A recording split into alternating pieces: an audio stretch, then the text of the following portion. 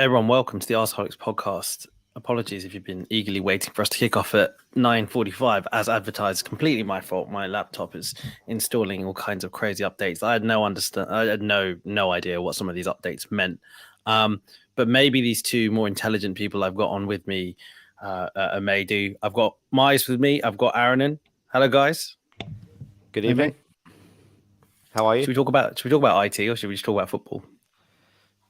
Oh yeah, no, let's go. Well, I think we've got a lot to discuss on football. So we can talk about IT, but I don't know how much we can help you with that, mate. And I've forgotten what the names of all those updates were now. I didn't write them down, so I can't ask your opinion. So we better maybe get on with it before these viruses take over your computer. Exactly.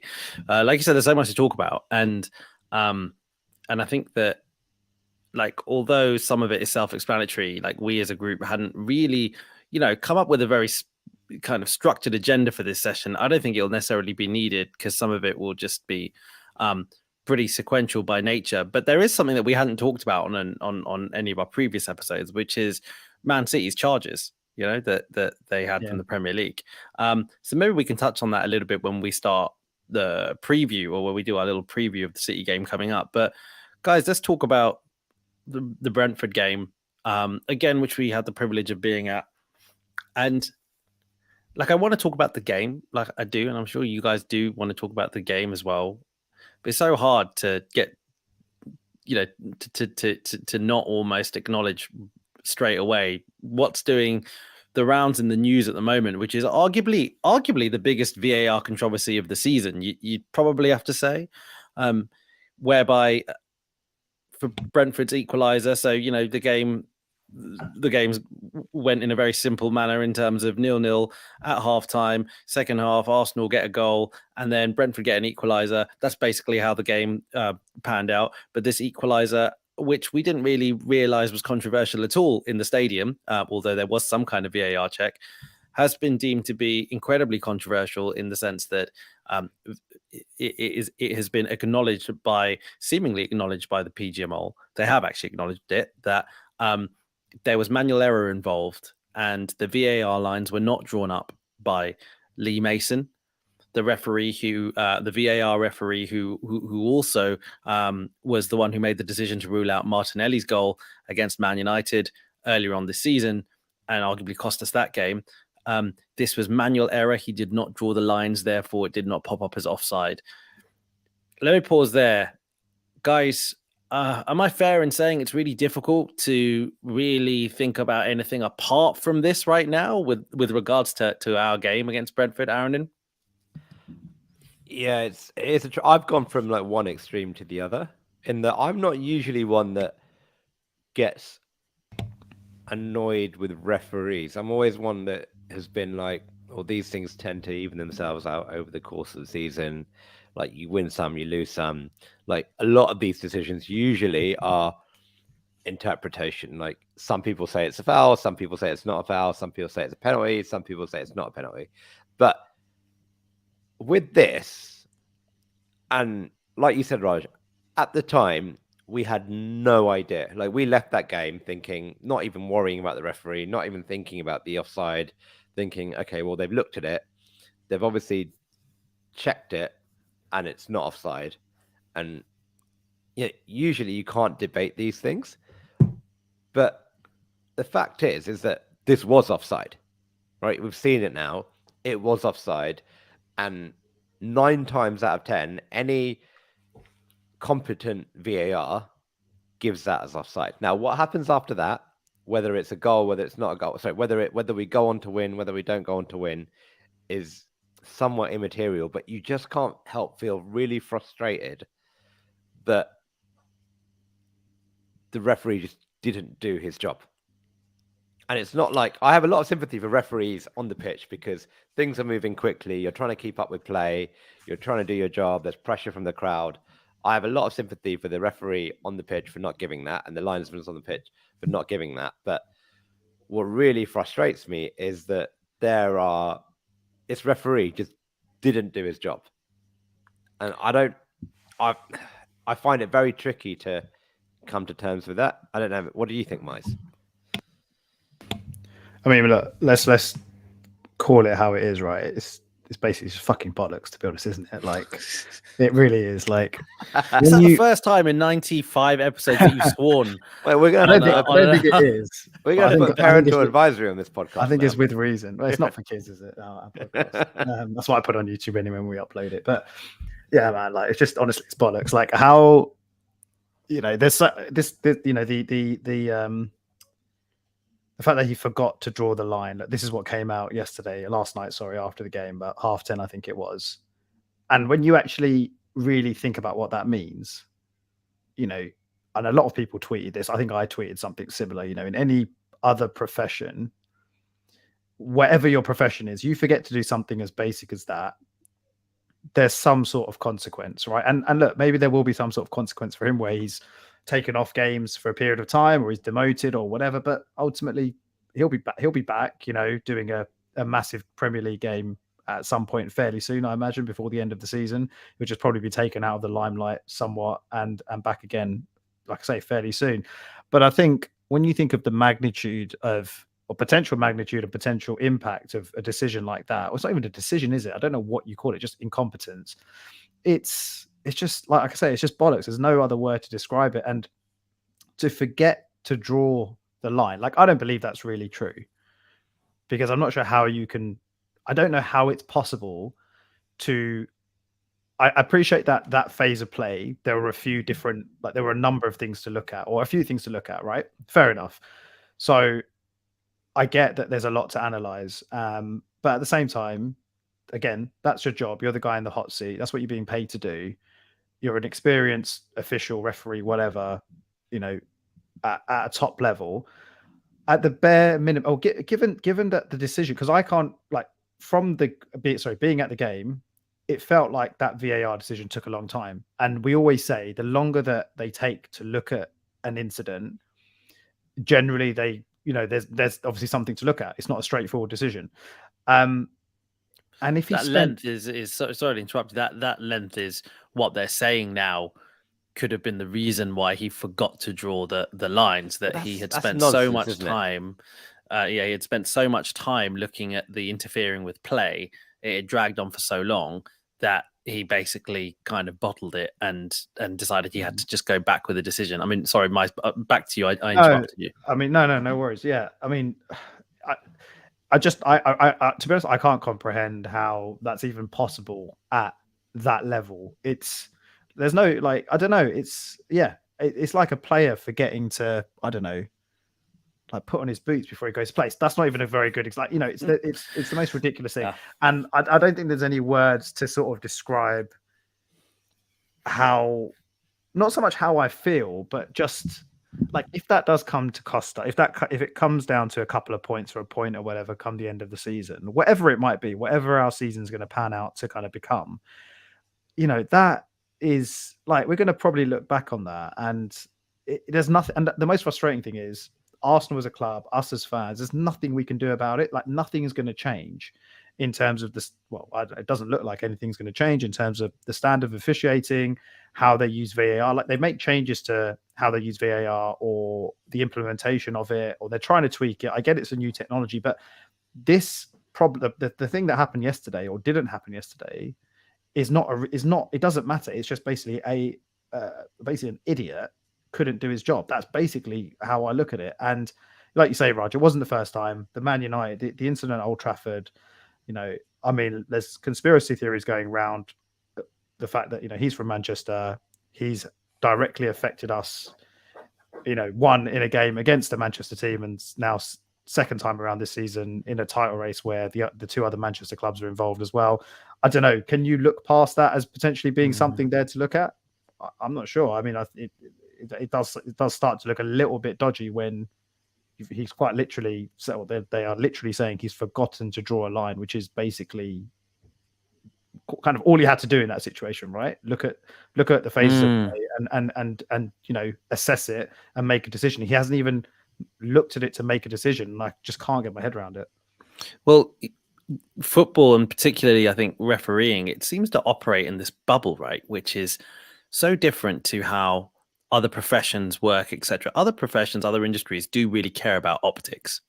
right? Optics are pretty important when you're thinking about public perception. So, for example, having a referee who is from Manchester, who has, you know, who made the error against Man United, which cost us that game, and does this, the optics are really poor because, you know, the first one against Man United, you could argue is, again, there's an element of subjectivity to it. But this there isn't. This is, you know, this is true incompetence. And like, I think, you know, Aaron, and like, you know, I think I could tell from the tone of your voice, you know, it's incompetence to the level where it's not, it's almost inexcusable in that it's so hard to do. It's so hard. It's like one of those things, you know, when you talk about strikers who miss open goals, where it's like it's harder to miss than it is to score. Yeah, it sounds like it's the equivalent of sort of pressing a button and a line comes up on the screen and you kind of have to move it a little bit and it becomes second nature. It's so hard not to do. It's so obvious that checking for offsides is what you need to do. It just looks really bad, you know, in the context of all that, right? In the context of the title race, in the context of where Lee Mason is from, in the context of actually, you know, I think he's had previous with Arsene Wenger and Arsenal before. What do you think about it all? Do you think there is any? Mai's talked about, you know, kind of conspiracy theories. I mean, what's your take on all of that? So, I find it very difficult to believe that these referees are biased or that it might be, but I find it unlikely that they're biased or that, you know, they're from Manchester and all that stuff. Like, I don't pay too much attention to all that stuff. Like, yeah, the optics matter, but the reality is, like, pretty much 80% of the referees are from the Northwest or something, which again is it's which is a problem in itself, right? Yeah. And you can probably look at that and you could probably ask questions, which is like, how has that happened? Where are the other referees? Like, the Premier League is the most diverse league in terms of, you know, cultures, people, ethnicities. Yet we have some middle-aged blokes from the Northwest who referee the biggest league in the world. But I don't believe that they're biased. I just believe that there's a culture of them, like, the referees that are not good enough are being protected, and that they are kind of free from any real consequences. Yes, they might drop down to the Championship for a week or two, but they're back because there's no real, you know, the referees in the Championship aren't really being regularly promoted. You know, Lee Mason, again, I don't like attacking individual referees because I think it's harsh, because they do have a tricky job. But Lee Mason is, you know, consistently not being good enough. You know, yes, he had that issue against when we played Man United. He had the one today, but he's had many issues in the past. He's been a referee that has been consistently criticized for not being good enough. There's that interview from Nuno Espirito Santo that's doing the rounds on Twitter. Yeah, it's an interview for a few years back where he basically post-match, he just goes, "Look, I really hate to do this." You know, you could almost see how difficult it was for it to do, but he goes, "I just have to say, Lee Mason is not fit to referee at this level." Like, call him out very specifically. He goes, "I can't believe I'm saying this, but he's so bad. He's awful." Yeah, and a lot, like, it's not just Lee Mason. There's a few, like, we all accept that referees, like some of the best referees, make mistakes, but they don't consistently make howlers where they, like, genuinely get really basic things wrong. And this is the pinnacle of soccer, like football, like Premier League football in the world, right? The Premier League is the highest standard of football in the world. It's better than the Champions League. It's better than the World Cup. Like, the standard is elite. Yet we have these absolute numpties refereeing it. And I have no idea why the Premier League aren't. And that, like, there's a point now where it gets to the point where the Premier League should be concerned because it's damaging the brand. Because you have elite players, elite managers, some of the best fans all over the country, but you have these idiots refereeing the game who just don't make basic decisions. And it's not the fact that the error happened; it's the fact that it's very unlikely that there are going to be consequences. And we'll be here in a year's time. Lee Mason will get something else wrong. It might in our favor. The chances are he referees another Arsenal game in a year's time, and because he's so bad, he'll do something in our favor, and that's not good either. He'll get it wrong. And I think that's what the frustration is. To play kind of like devil's advocate, the fact that Howard Webb is now in charge and it's not Mike Riley, who has been, I think everyone agrees, has been really bad. It does seem like there's a bit of accountability. The fact that PGMOL have come out today and said, look, we got it wrong, is progress. I'll give them that. The fact that usually 3-4 years ago, the referees would get things wrong, we would know it, but they would never admit it. But there's no way that they can't come out, because now it's not a question of, like when you go back a few years, like you say, it was the referees making probably fairly honest mistakes because they didn't see it, or you watch it. We can watch a replay. Sky Sports show replays, and you can see it from 50 different angles, and then you can be like, oh, it was obviously because you would never disagree with this decision. This is different. Like there's no way that they can. What else can they do? Like they have to come out and say, yeah, we got it wrong, especially because they got the Palace Brighton one wrong yesterday as well, where apparently they drew the line against the wrong player, I think it was. What else? Like, I don't think I think they don't have another choice apart from coming out. No, I don't think they have a choice, but I think under Mike Riley, that probably wouldn't have happened, because he was even worse in protecting the referees. At least, like I'm saying, it's a very small thing, but at least we have the accountability, and at least the referees have admitted that they've got it wrong. So that's the first step. Now, the second step, in any reasonable organization, especially at the elite level of sport, there has to be a consequence. Like, what is the consequence for Lee Mason? Like, if the PGMOL came out and said, look, Lee Mason got it wrong, as a consequence, he won't referee another Premier League game this season, I think fans could come to terms with that. Like, yes, it's annoying, the result, but I think it's a fact that we very rarely see these consequences happen that really annoys people, because they just get it wrong and then we move on and they get it wrong again and they just keep screwing with results. At least if we know that he's now out of the scene and someone else has come in, people will be a little bit more supportive of that. But I don't know if that's going to happen. It's probably step one, isn't it? Accountability is one, and then you think, okay, well, if it's just accountability, and if it's only that, then all that ends up happening is fine. You might get a message saying Lee Mason is now not going to referee a game again in the Premier League, and then he comes back next season.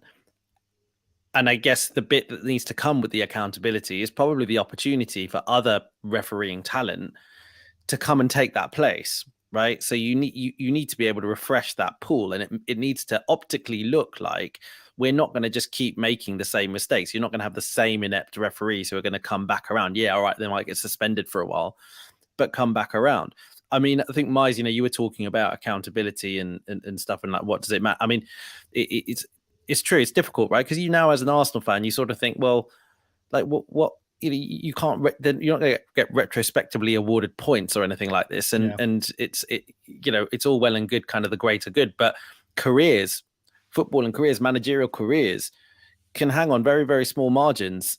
Arsenal winning the league, could be so big for Arsenal, massive for Arsenal. We might not get a chance like this again for many years, and it could really come down to the margins. And I really don't buy this argument that people say, oh, there's so much time left in the season. There's so many things that are in your control in the season. Something like this isn't going to be the sole reason why Arsenal do or don't win the Premier League. That doesn't really make sense. Because although, yes, that's true, there's lots of things that can happen in the season. All the work that goes in, the millions of pounds spent to build squads, the hours coaching, all of it, it is really about trying to get the edge. It's all about those fine margins. You're not spending loads and loads of like tens and tens of millions. You're not hiring the best coaches. You're not doing 50 hours of video analysis before a game because you think you're going to win the league by 50 points. You do it because you think that's what it needs to take, even that 1 point, that one extra point off your rival. That's what it takes.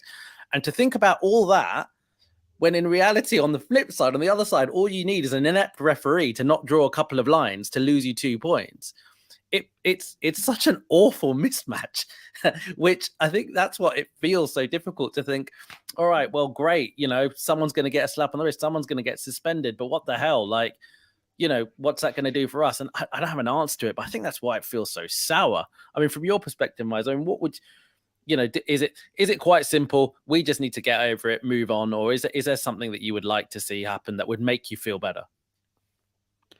Well, I mean, yeah. Now we of course, yeah. We have to put it behind us. I mean, look, I think that the reason that there's obviously uproar about what happened yesterday, but I think the reason that it's probably been digested a bit quicker by the likes of probably Mikel Arteta is because Arsenal didn't really play very well, and we probably didn't deserve the win, and the draw was a fair result.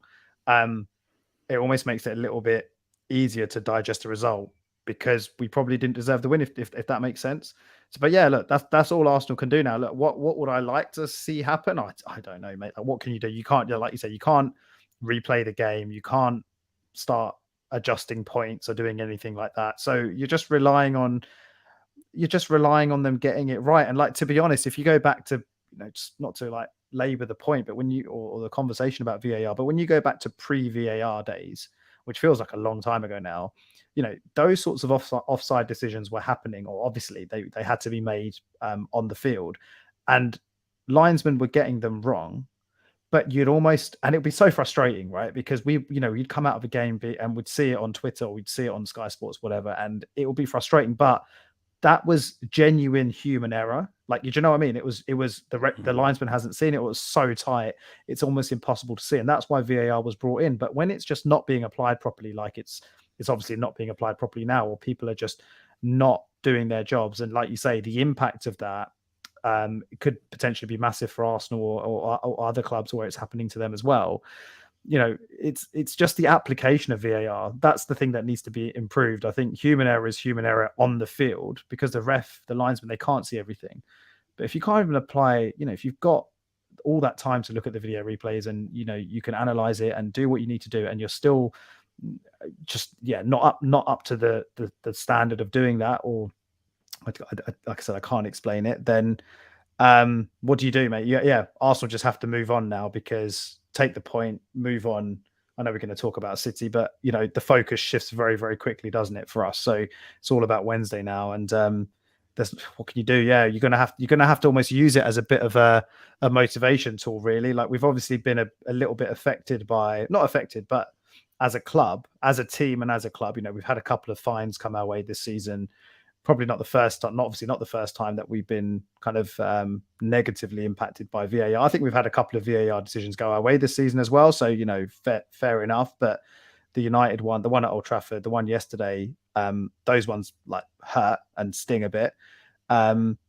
We just have to use all of that as motivation, really, going into the final games, or going into the next set of games, to just try and kind of almost come together as a team, right? Come together as Arsenal, and we're just going to have to try and make sure that, like, we're not 1-0 up and this sort of decision happens, or this kind of this dodginess happens, as it were, and we're 2 or 3 up, and we're putting the game to bed, and we're not affected.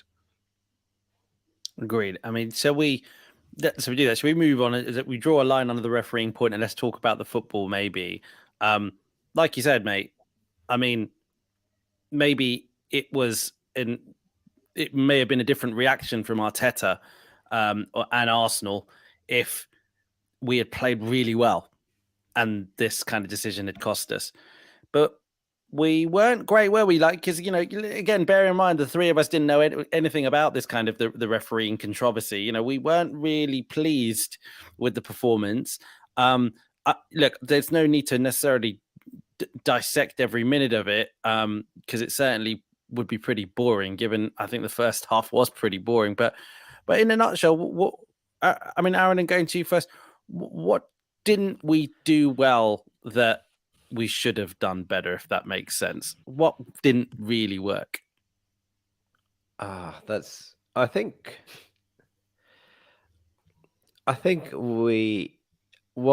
especially these last 2 games, and again against Newcastle, when we play this low block,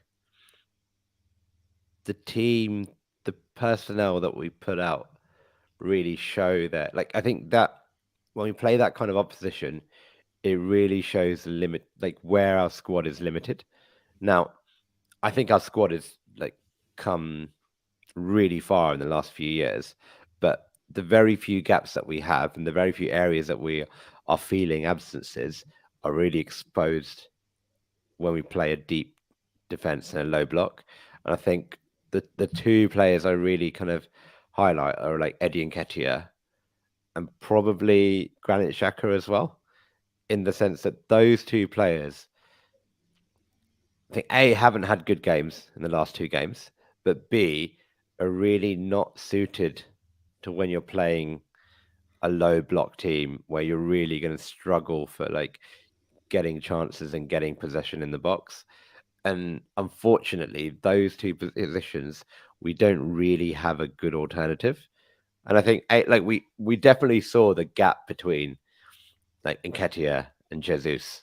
And like, yes, Eddie's been doing a really, really good job. And I'll hold my hands. I've never been a big fan of Eddie Nketiah, and I've always thought he struggles, and I've always questioned whether he'll be good enough in this squad. But pre these last two games, I think he's been very good. He's got goals. He's got goals that other strikers probably wouldn't have got. But in this game and the last game, I think we've really seen his limitation. And again, like Xhaka to a lesser extent, I think we probably needed something else in that position.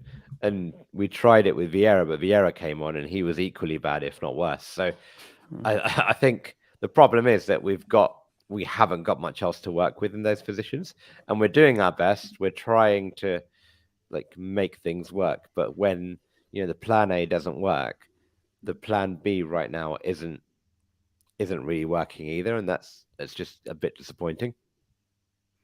Miles, would you agree? Is there anything to add to that? I mean, yes, Aaron makes a valid point about these systems that we've played against recently. Particularly Newcastle, Everton, and now Brentford, who all did it differently, but they still, were kind of these versions of sort of low block, mid block kind of variations of those, which effectively just basically end up meaning that they pack out very dangerous areas. Now, these kind of strategies have happened since the beginning of the Premier League era, when Arsenal, would be playing against teams which are technically, in inverted commas, inferior.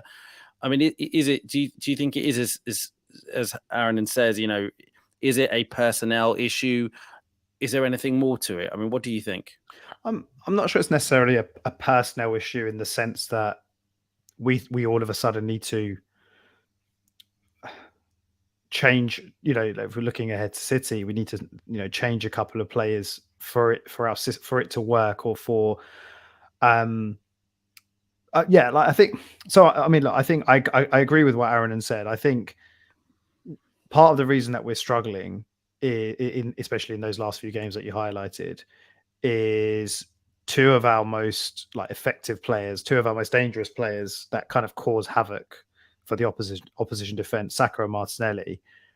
They're, especially Martinelli, in the last few games, they've really been nullified. And I think basically what's probably happened is either over the World Cup break or after our first half of the season, teams have really worked out, what's the most effective way to stop us from playing.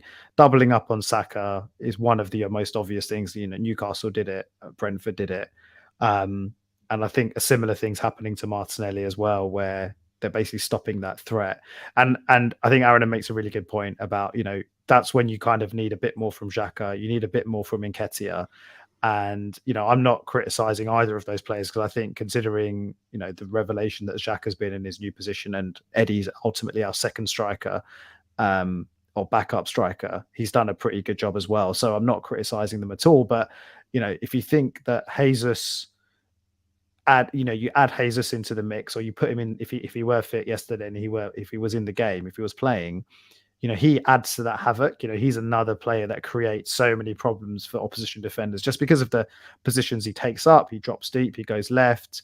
He's not, he doesn't just sit in the box like Eddie does and try and make runs in and around the box. He does a lot more than that. And he's just a very unpredictable type player. So, like I say, he creates that havoc. And I think yesterday was a game where it was quite obvious that we missed that.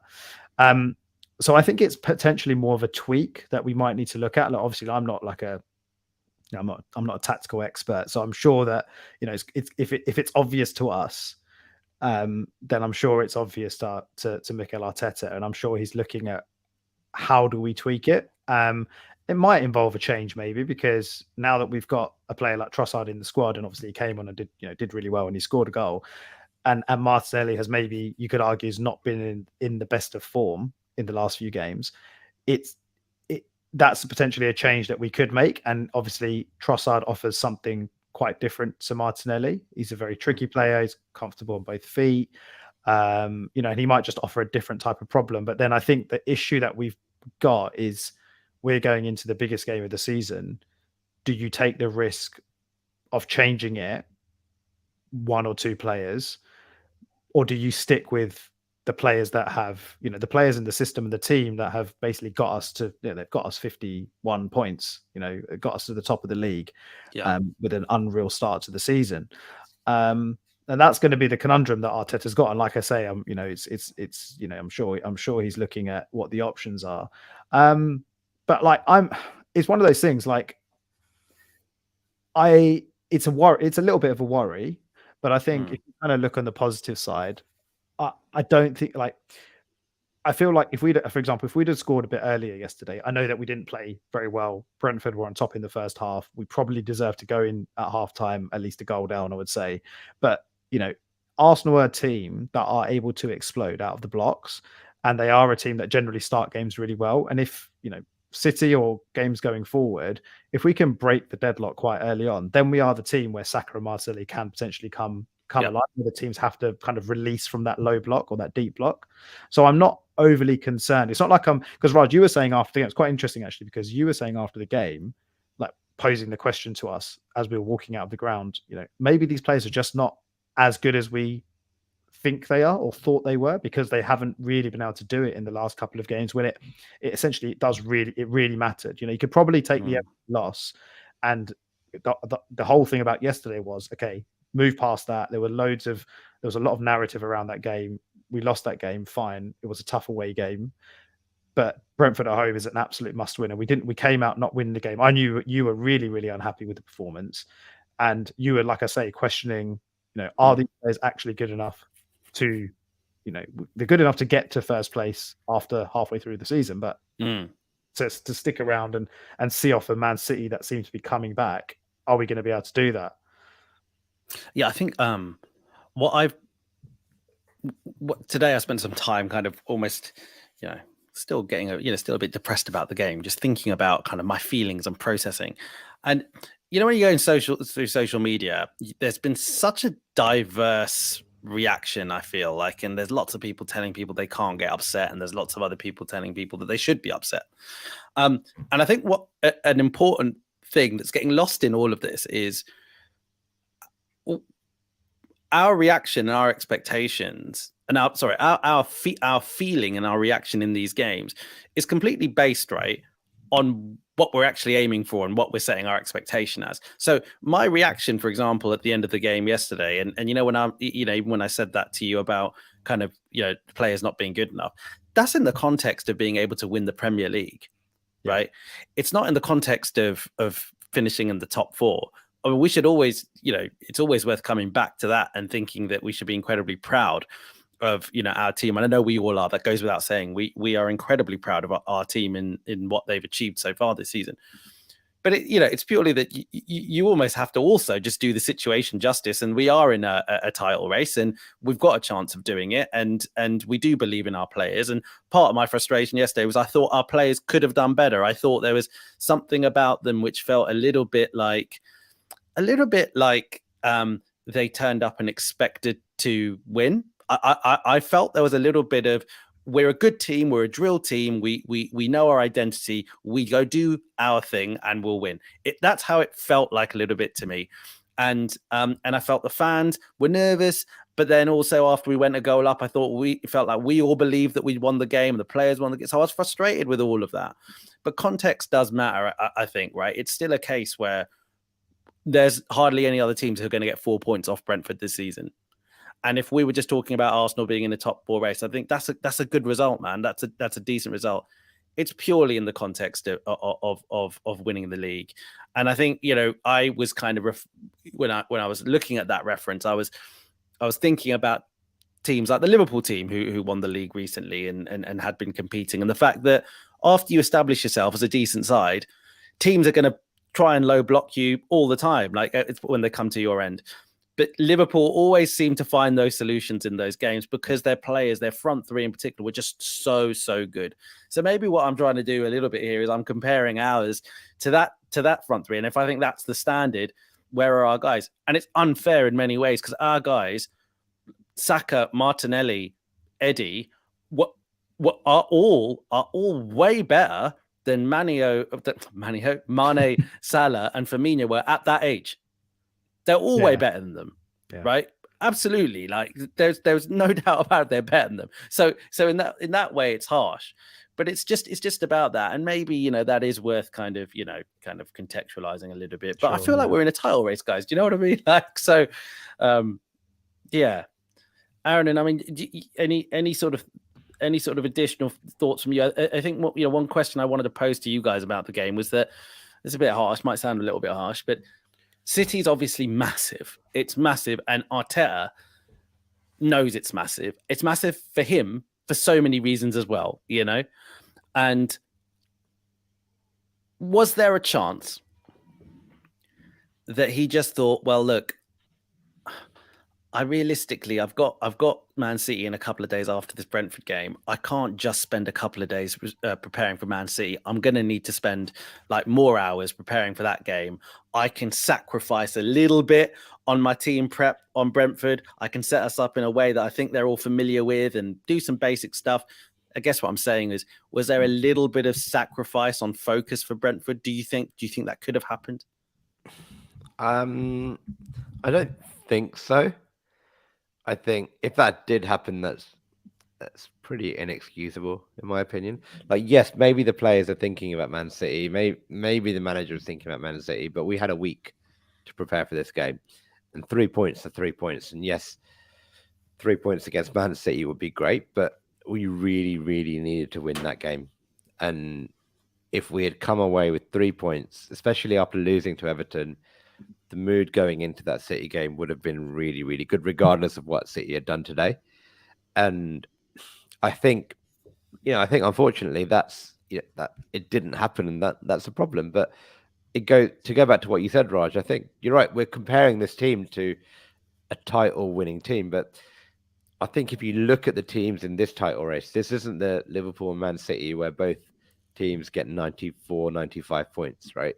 This is going to be, I think it'll probably take 90, 91 points to win the league.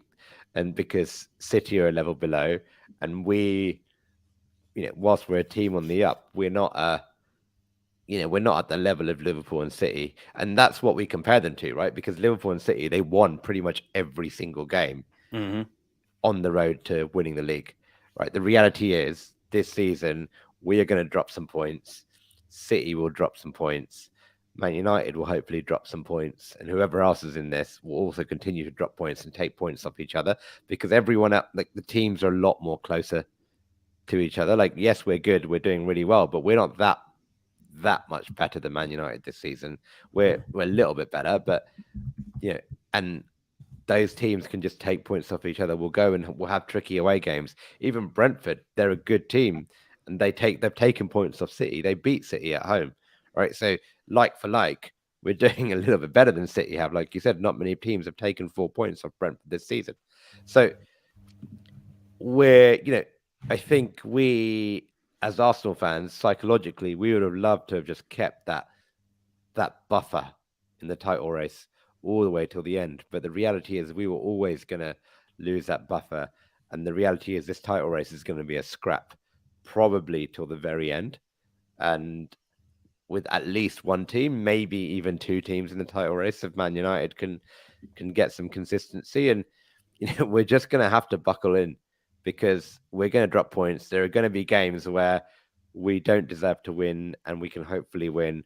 There are going to be games which we deserve to win and we might not win, but the same thing will happen to Man City. The same thing will happen to other teams. And look, we're just going to have to hold on and hope. And I think mentally we're probably not cut out for it, right? But we're going to have to go through it.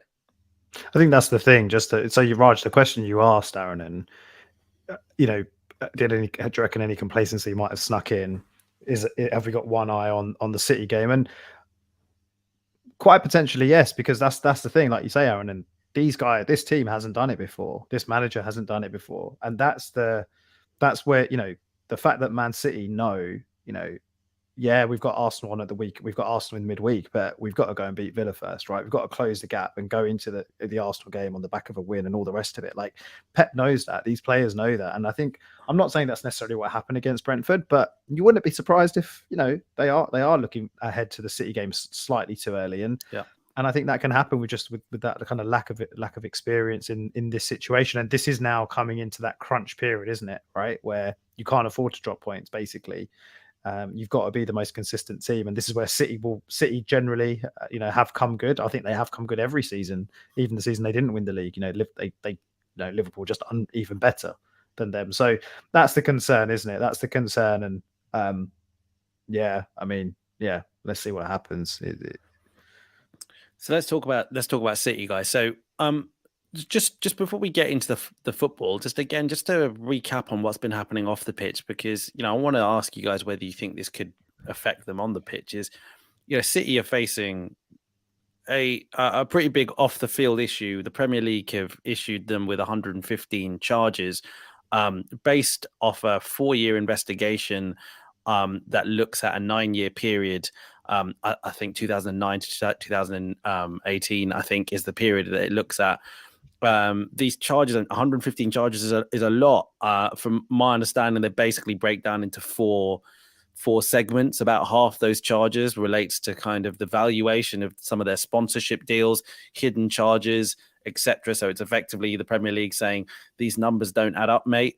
The second kind of stack is around Roberto Mancini and these seemingly a second contract that he had outside of his managerial contract with Man City, a second consulting contract, which was for 4 days a year work. He was getting a suspiciously high amount of money from Abu Dhabi. The third, I think, relates weirdly to their UEFA registration and something about the information that they're supposed to provide to UEFA. This somehow has some connection with kind of the Premier League as well. And the fourth is arguably the kind of most interesting one, which is the fourth bunch of charges are around failure to comply with the investigation. And those charges actually kind of then what that means is that those charges actually apply to the period outside of 2018. So it's out of 2018 to now, because it's basically during this period of investigation. So a real chunk of charges. I think the real interesting thing that a lot of kind of analysts have pointed out that's worth recognizing is the reason why this is that there could be some fairly grave ramifications is that this isn't a case where they're looking at 115 charges that relate to breaching FFP. These are all basically fraud related. So you argue that the reason why they're committing this kind of fraud is because of FFP, but whatever the case, it's not because they're looking at a statement saying that breaches FFP. They're basically saying you're running your football club fraudulently, and here's 115 charges against it. Now this all came out maybe about just under a week ago, I think. And so there's been a lot of time that, and a lot of coverage that has already happened in the media.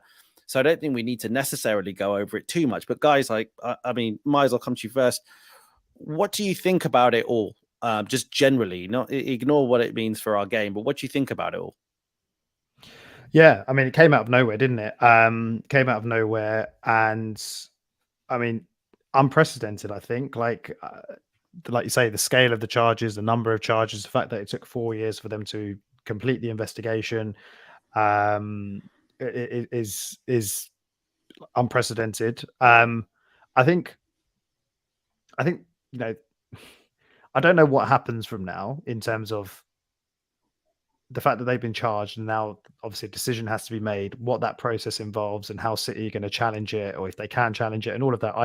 I don't know how that's all going to work and how long that's going to take. And potentially, we might not see the outcome of this for months, if not longer. Who knows, right? But I think, for the sake of it's easy. Like I was going to say, for the sake of kind of football, it's important that assuming all of this is true, and the charges are true, and City have, are in the wrong. They've done. There's been some wrongdoing. The Premier League needs to come down on City hard, because we're seeing it. We're not seeing it, but with how Newcastle were purchased and what's going on with Newcastle, Chelsea similarly. There's potentially like this problem that has been uncovered could just get a lot worse with the way that ownership is basically moving, or has moved in the last kind of 10 or 20 years in this country. So I'm hoping that this isn't one of those things, kind of like what happened when they got charged by UEFA and they found, I can't remember exactly what happened, but they seemed to find a way out of it because of the time that it took or whatever. They got a monetary fine of, I think, £10 million or 10 million euros, and that was it.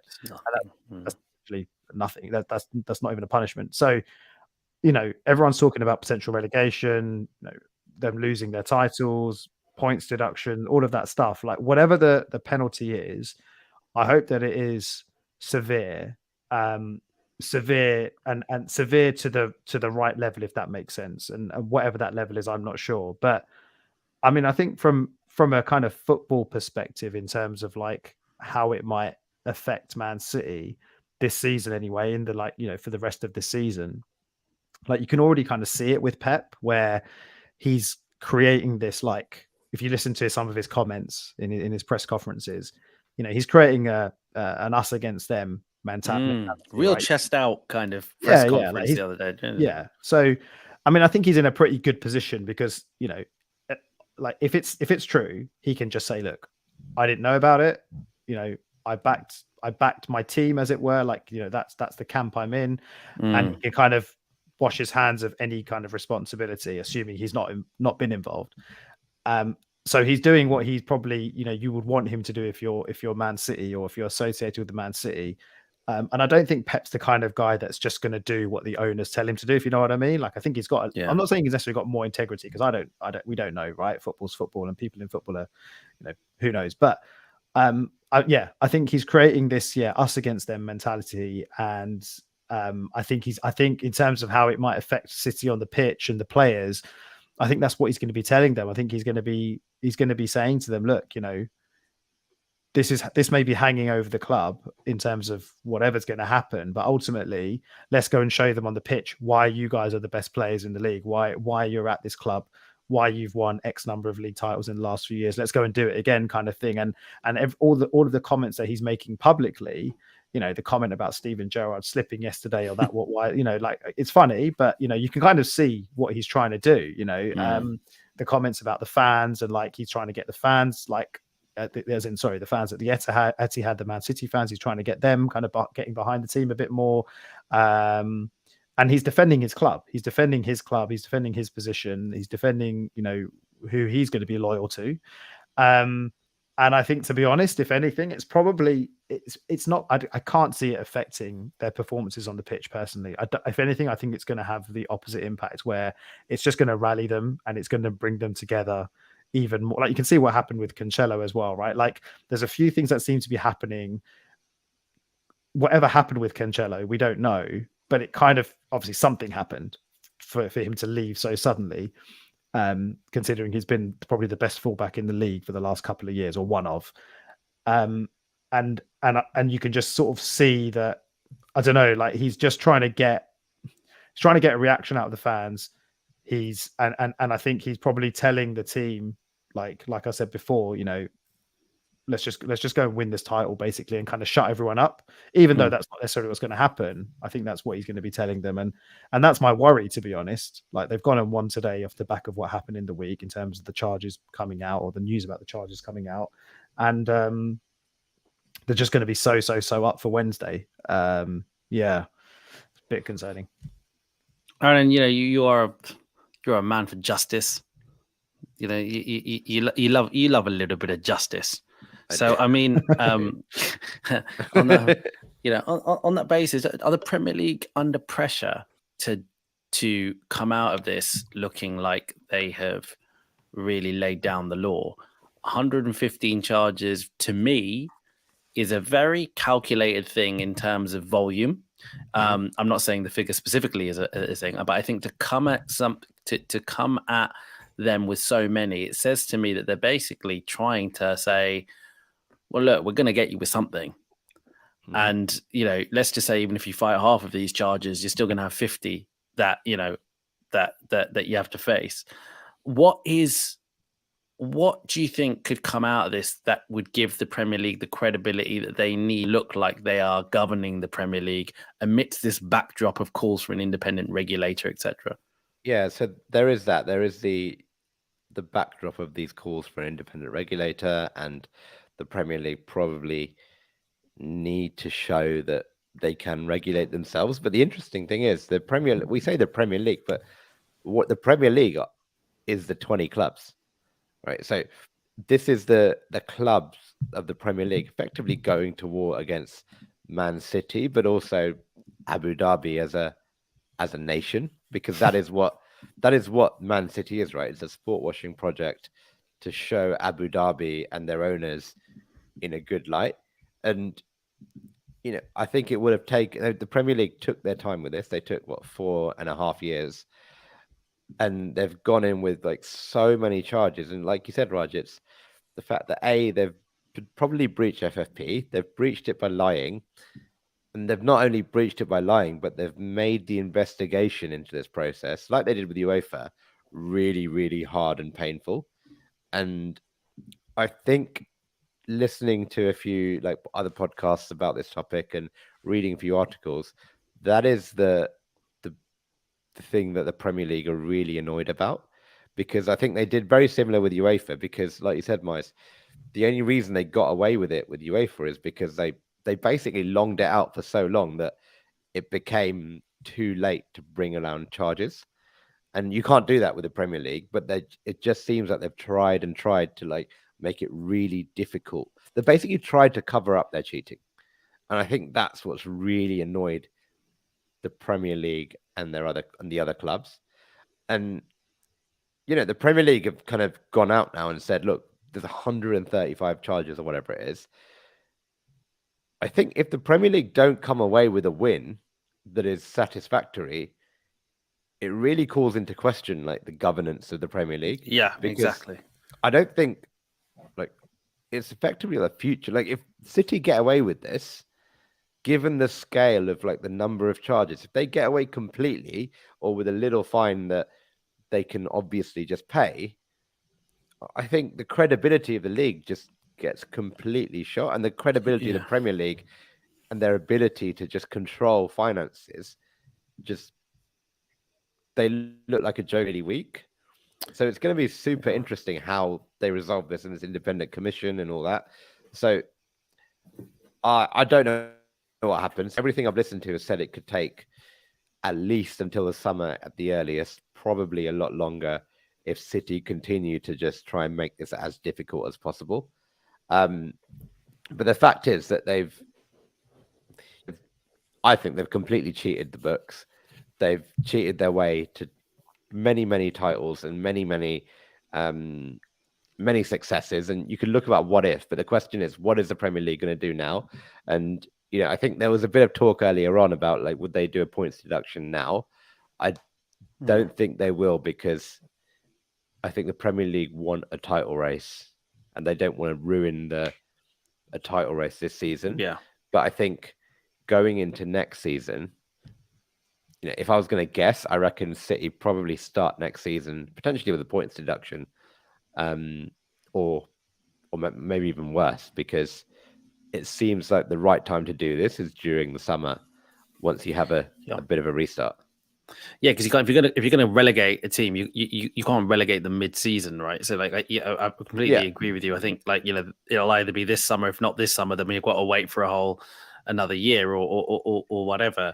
I mean, it's sort of to your point. If nothing significant comes out of this, well, the Premier League might as well just deregulate. Yeah, because what incentive do another club have to follow all the rules? And that's what the other clubs will say, right? The other clubs say like, why the hell should we do this? And the interesting thing is, right, like you look at what is the Premier League? The Premier League is 20 clubs. I think I read that like 11 or 12 of them are American owned now. And you have essentially this American block of clubs that I don't know if they all vote together or they collude with each other, but there's probably an element of like similar interests from these American owners, and those interests are probably not aligned with what I want either. But they're facing this state ownership from Qatar, Abu Dhabi, Saudi Arabia, and they probably want that to be like put in check, because if it doesn't happen with Man City, what's to stop Newcastle doing it? If Man United get bought by Qatar, what's to stop them doing it? And if you then have effectively like unlimited finances and no regulation, eventually the Premier League just becomes like a glorified Bundesliga with one person just winning because they have the most money. I don't think the Premier League want that as a competition. The Premier League is good because historically, before Man City came into this, there was competition, right? And let's be honest, if it wasn't for Jurgen Klopp and him putting together an unbelievable Liverpool side over the last 3 or 4 years, Man City would have won about the last 5 or 6 leagues in a row. Yeah, you're right. I mean, they've won most of them. Yeah. And how is that? We joke about the French league, we joke about the Bundesliga, but effectively we're just going to become a glorified Bundesliga. I don't think the Premier League want that. So yeah, I think it's going to be very, very interesting what happens, where this is coming from, how it resolves itself, because City will obviously, the ridiculous thing I saw today as well, like, so the obviously City have got this top lawyer who they defended themselves against UEFA, this guy called Panic. And I think it's literally Lord Panic. Yeah, Lord Panic. And the City fans had a banner out today. Yeah, I saw that. Like, how it's just pathetic, isn't it? Like, Do you know what was like similarly funny though? Like, I thought it's like loads of Arsenal Twitter hadn't realized that the lawyer's name is Lord Panic. So this whole board, like, they've got that banner saying, panic in the streets of London. And all these Arsenal fans, like some big accounts as well, were like tweeting going, like, what idiots, they can't even spell panic right. Yeah. And it's like, oh, guys. But just the concept, right? How ridiculous do you have to be to make a banner for a lawyer that is defending your club? I think they're basically that it's just a complete piss take on their behalf, isn't it?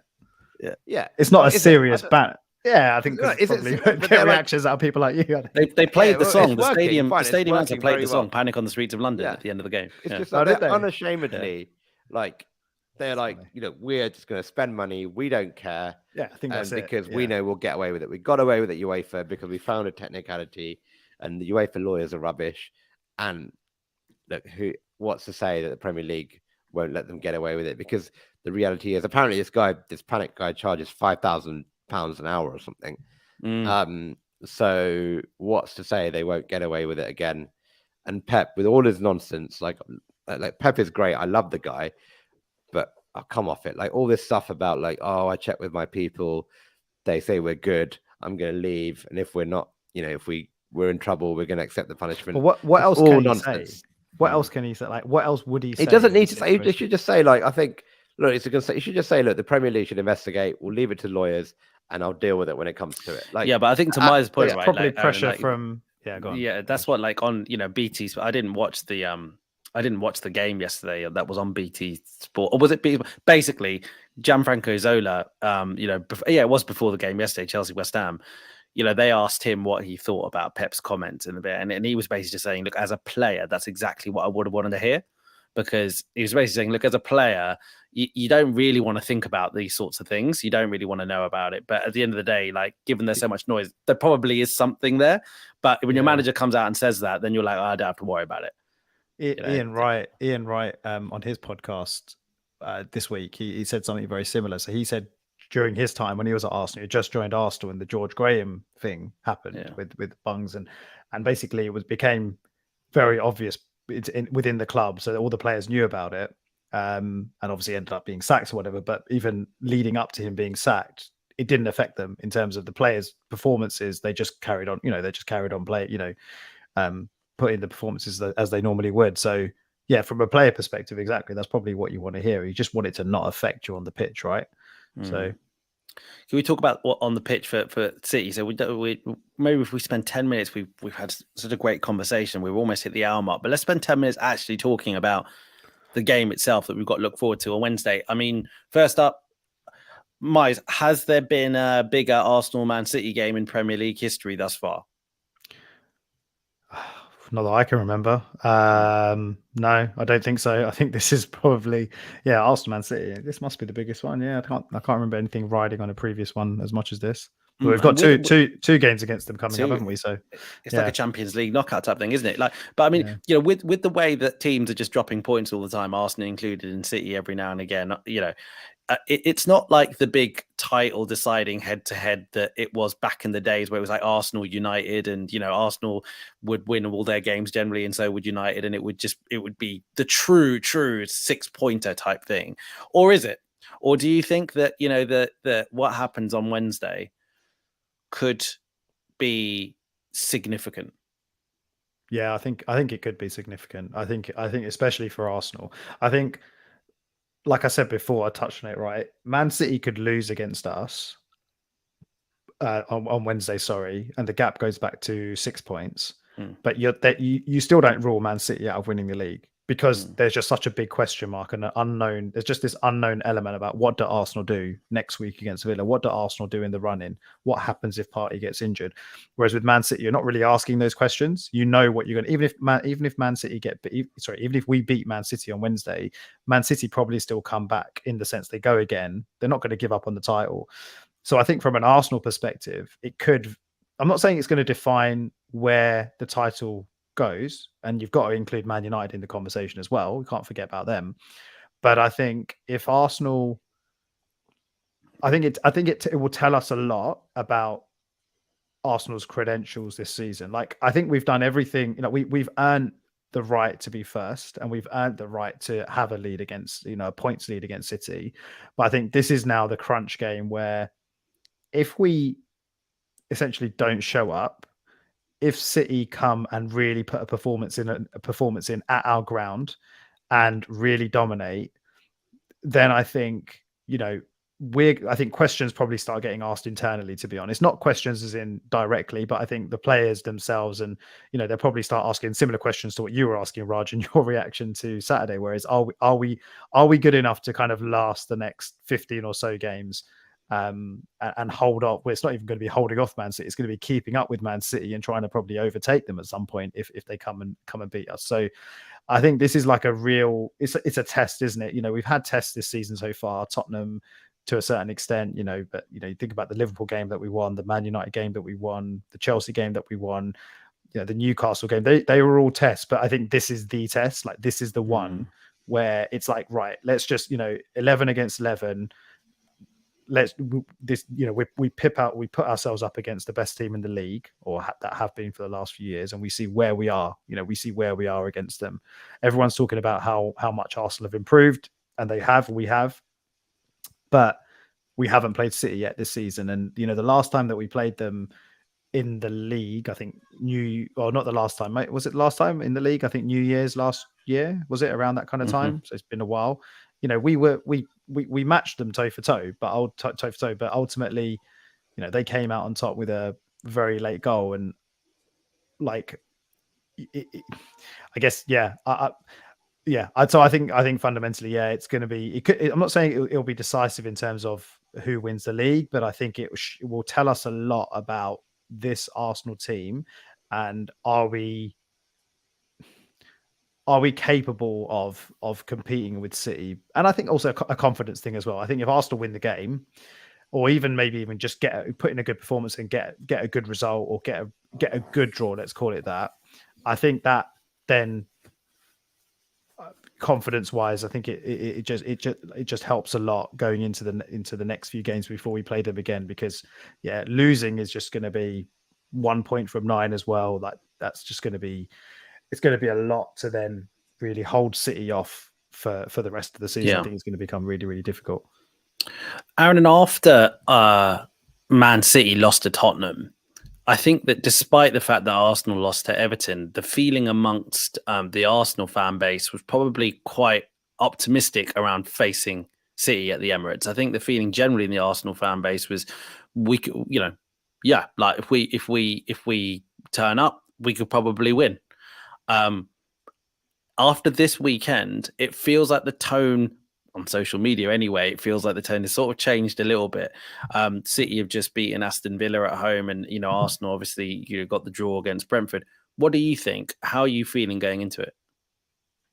Yeah, I think the real issue is more the trend, because we haven't won in 3 games now if you include the City FA Cup game. And I think the worry is, like, are we going to be able to beat City playing the way we are now? Now, the reality is, like, the teams that we've played, forget the FA Cup game because that was a bit of an anomaly, but the 2 teams that we've played since then have been really good defensive teams. And like I said earlier, they've probably tested our squad and our players and kind of exposed the limitations of our squad and the way we play. But actually, City aren't going to play that way. They're not going to sit deep. They're not going to, well, they might, but it's unlikely they're going to sit deep. And it's unlikely that we're going to try and have all the ball, and they're not going to just try and get a set piece against us. They're going to come and they're going to try and play football. And actually, the players that we do have, I think this is a game that actually probably suits someone like Eddie Nketiah. And this will be a game where Granit Xhaka is probably going to be a bit more useful, because he's going to be a bit more helpful in that transition, rather than setting up against a low block when he's on the outside of the box. And we need something more where Xhaka shines is more on that kind of like moving the ball forward, helping us progress the ball, getting the ball out to players like Martinelli and Saka.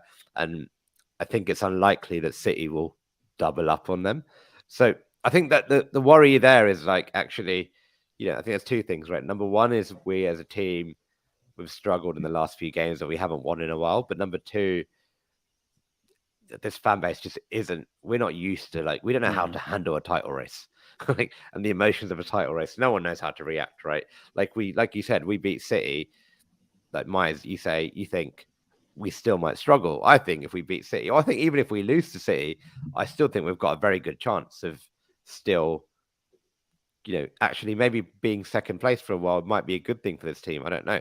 And we've all got very, very different opinions on being in this title race and this journey that we're on. So I think that's where the noise is coming from, like the fact that we're not playing well, and just this general, the Arsenal fan phobia and the craziness that the stuff that we've gone through. We've been hurt in the past. Yeah, no one knows that we've just gone through all sorts of crazy stuff, and even now, most fans still have to just it takes a while to be like, is this a title race Arsenal team, or are we still the Arsenal team scrapping for 4th place? And we need to just see this through. Even if we finish 2nd, at least for our fans, fan mentality, we'll know that this is a team that was in a title race this season, right? We don't know that, right? This team haven't been in a title race. We don't know how to react. The players don't know how to react. So there's good things about that, but there's also bad things about that. And I think that's where a lot of the noise is actually coming from. Yeah, agreed. Miles, before the Brentford game, there were calls to from some parts of the fan base to maybe change the lineup a little bit. Namely, it was, should Trossard start over Martinelli, and maybe should Tomiyasu come in for Ben White? I think those were the 2 big kind of potential swaps people were talking about. Trossard obviously got his opportunity to shine, scored his first goal for Arsenal, and I think has generally won a lot of fans over with the minutes that he's played thus far. Do you think there'll be any changes? Do you or would you?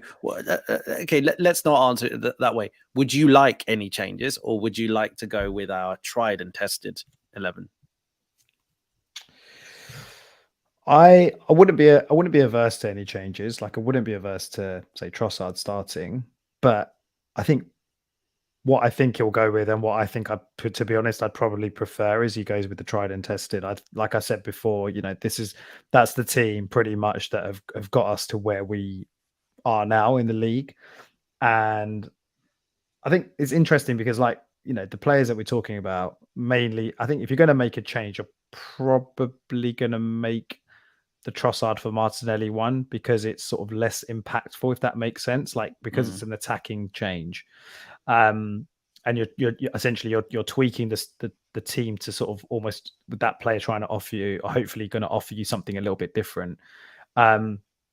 I can't remember what the point I was going to make was, but yeah, like I think he'll stick with the same team, and I think I'm happy to kind of keep faith. Yeah, the thing I was going to say was just come back to me is I think with a player like Martinelli, even though the fact that he's been like, let's say out of form, not been in the best form, he's not kind of doing the things that we saw him do earlier on in the season. Him and Saka as well, like they're both just really. I've said this so many times before. They're very kind of explosive, unpredictable players, and it only takes a moment. Like if you remember, like the Liverpool game, I think it was Martinelli scored in the first like few minutes, just out of nowhere, and like he's that kind of player that offers you that, like the unexpected. You know, he offers you a bit of a surprise, and I don't necessarily think he's the kind of player that has to be in form to give you that.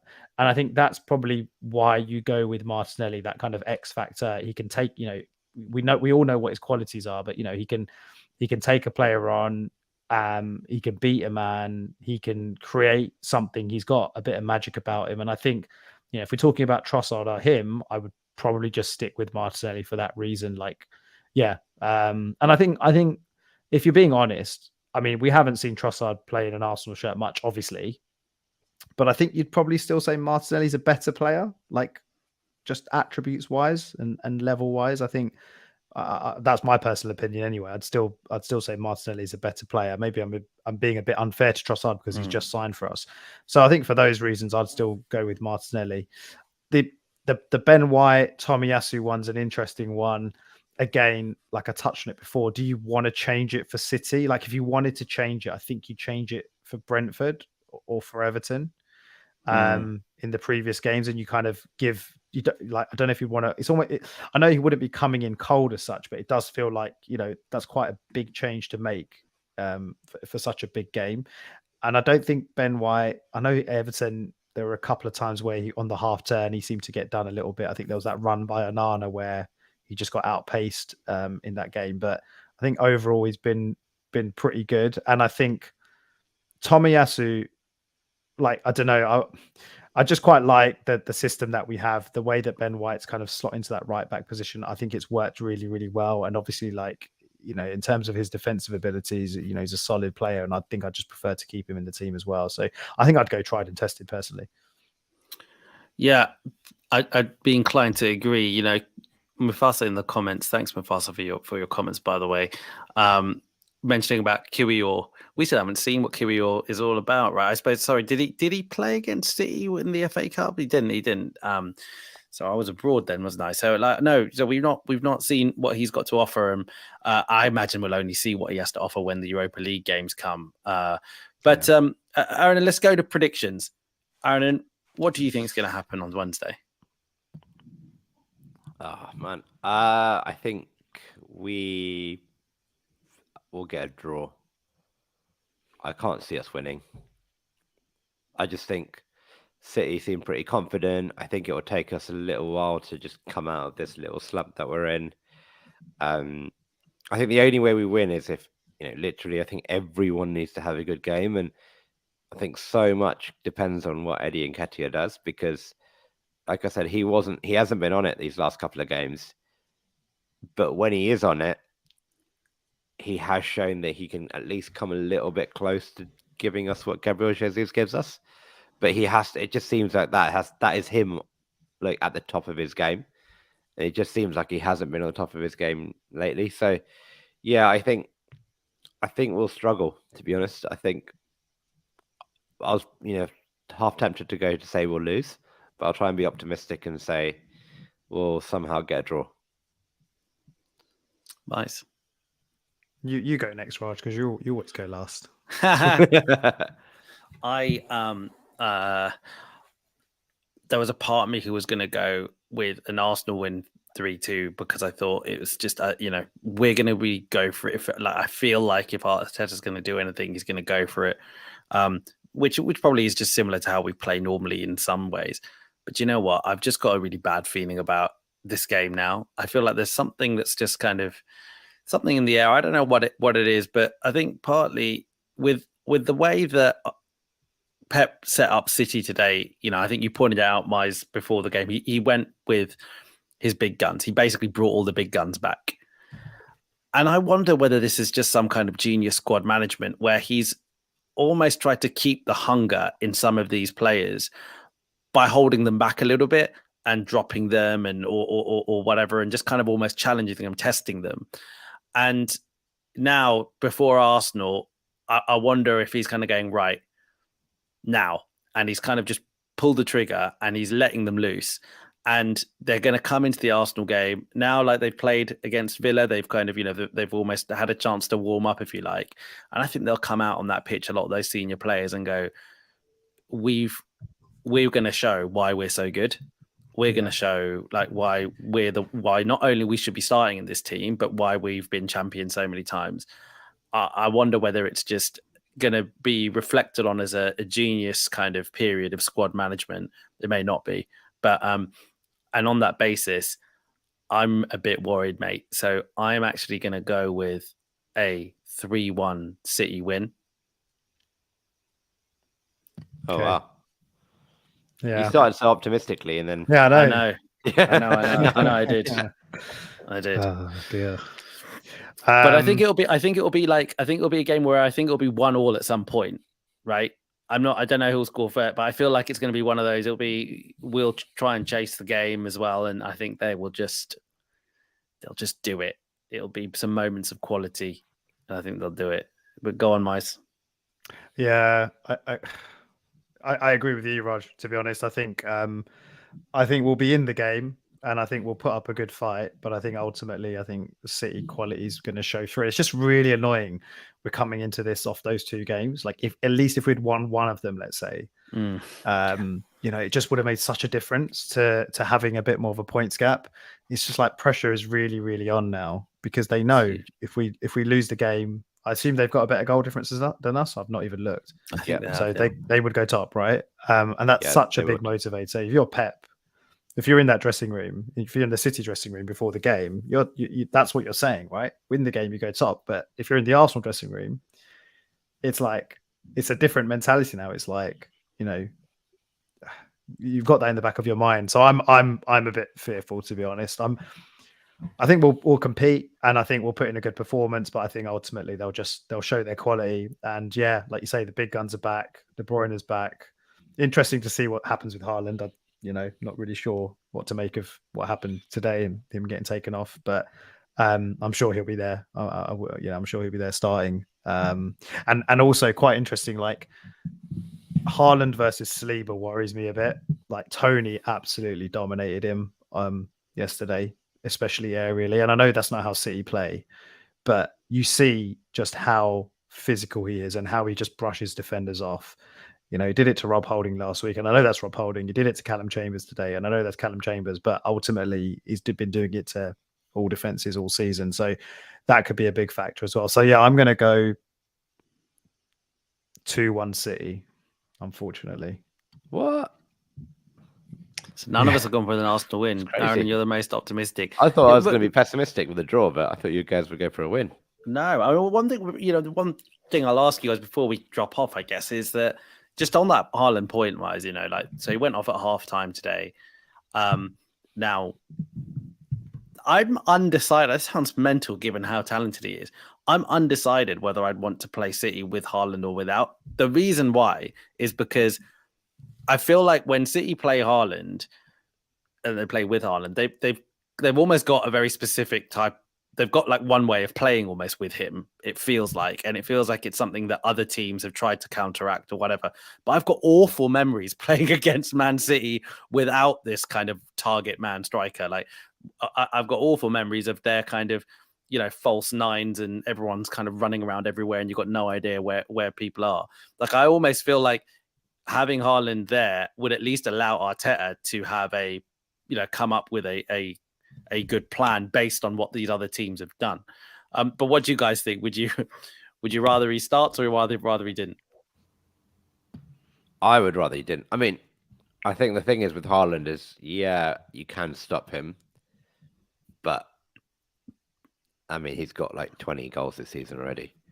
Like that's just whatever. I don't know what he's on so far, but he more often than not gets it right, and that's what you get with Haaland. Is like, yeah, you do lose a bit when he's not on it, but the trade-off is that he's going to get you many goals, and the chances are, like, ultimately, like, would you like?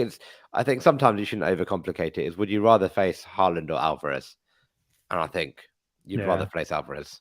I think if you look at it from a Saliba Gabriel perspective, yeah, if I agree. You wouldn't really want it. You wouldn't look forward to 90 minutes against Haaland. And and also like City do play a different way, but the old way was actually relying on players that they don't actually have anymore. Like they don't have a Gabriel Jesus to play the way they used to play. Yeah, it's true. They don't have a Zinchenko to play the way they used to play. Yes, they've got De Bruyne, but that Sterling isn't there anymore. So it does put a lot of pressure on Alvarez to play the way City used to play. And he could do it. He seems very good and he seems like a very talented player, but I'd rather take my chances with Alvarez than Haaland. Yeah, that's fair. Absolutely more than fair. I think it's my bad memories just clouding my judgment there. I also think it's interesting. I think it might be good. I think it might be Pep trying to get in Arteta's head a little bit. You know, what kind of team am I going to set up? You know, and it's not very long to prepare for it, is it? But anyway, guys, 1 hour 21 minutes so far. I think we should call it a day there. Before you know it, before many people may have been able to get through 1 hour 20 minutes of our podcast, we're going to be playing Man City. Yeah. It won't be long before we will know the outcome of all of these various kind of pessimistic views that we've been putting across. But thank you for Mufasa in the comments saying that you'll think that Arsenal are going to go 2-1 up and win. Thank you, mate. Hope he's right. I hope we all hope you're bloody right. Yeah, exactly. Come on, mate. All right, guys. Thank you, Aaron, and thank you, Mize. Thank you for going through the frustrations of Brentford with me in person and here on the podcast. And man, I guess we're all very much looking forward to being there in person on Wednesday and contributing to the atmosphere as much as we can. Definitely. Cool, guys. Good night, and thank you everyone for joining. Cheers, boys. Yeah, bye. See you later.